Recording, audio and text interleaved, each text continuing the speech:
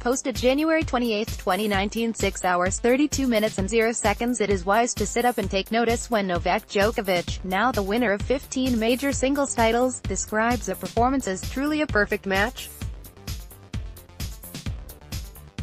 Key points. Novak Djokovic dropped only 8 games in his win over Rafael Nadal. Djokovic has won all 7 Australian Open final he has contested. He holds the trophies at 3 of the majors, having won Wimbledon and the US Open last year. That was Djokovic's assessment of his 6-3, 6-2, 6-3 defeat of a shell-shocked Rafael Nadal in the Australian Open final, a victory that clinched a record 7th men's title at Melbourne Park. It is hard to argue with a player who has won all 4 of tennis major tournaments and spent countless weeks as the world number 1, when he suggests this is as good as it gets. Djokovic made only 9 unforced errors against a player he labeled as his greatest rival, including just 1 in the second set, and on 5 occasions he broke the remodeled Nadal serve.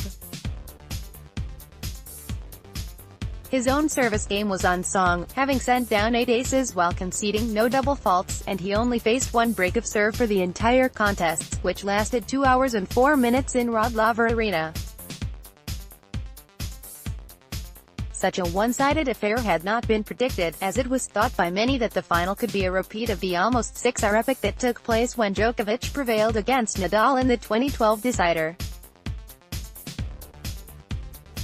Nadal had not dropped a set prior to facing the top-ranked Djokovic on Sunday night and had devastatingly seen off the challenge of several rising stars such as Roger Federer's conqueror Stefanos Tsitsipas, who could win only 6 games in their semifinal.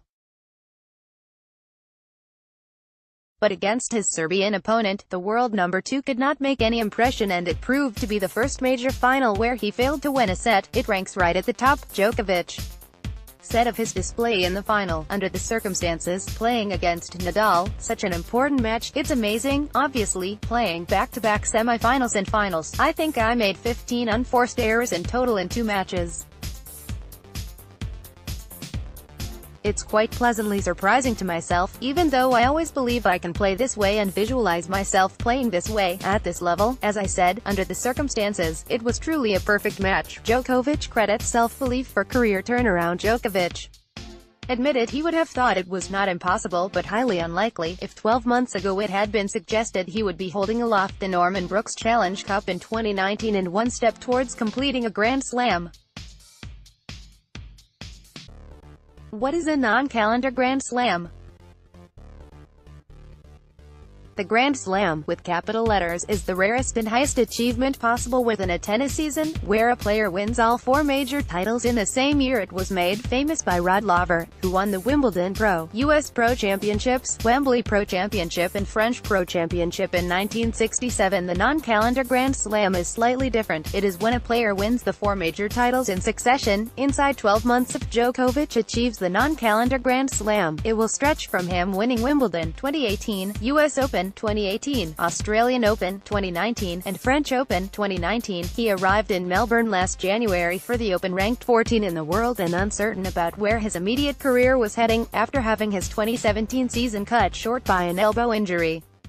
A 4th-round exit and elbow surgery the following month made for a rocky start to the year, and his ranking fell as low as 22 in May and June when Wimbledon was on the horizon.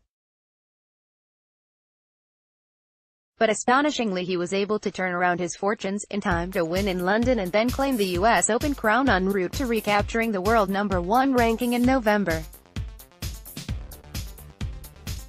Djokovic, 31, revealed it was simply self-belief that was the cornerstone of his comeback that now sees him hold 3 major trophies concurrently. I was doubting whether I will be able to play everyone on this level last year, because I didn't know to what extent the operation of my elbow would affect my game, he said. It was a huge learning curve for me, just the whole process was very special. I embraced the journey.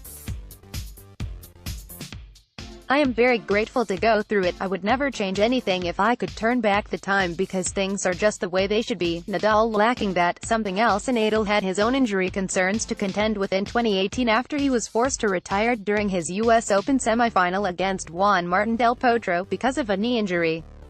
He was also troubled by an abdominal injury and underwent ankle surgery in November, ending his season early.